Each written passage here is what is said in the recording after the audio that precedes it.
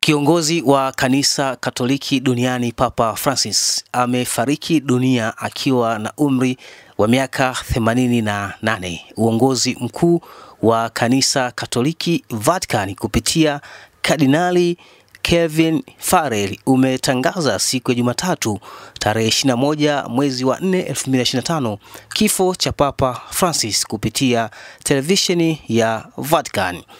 Wiki kadhaa zilizopita, Papa alilazwa kwa zaidi ya mwezi mmoja katika hospitali ya Gemelli mjini Roma alipokuwa akisumbuliwa na matatizo makubwa ya kupumua.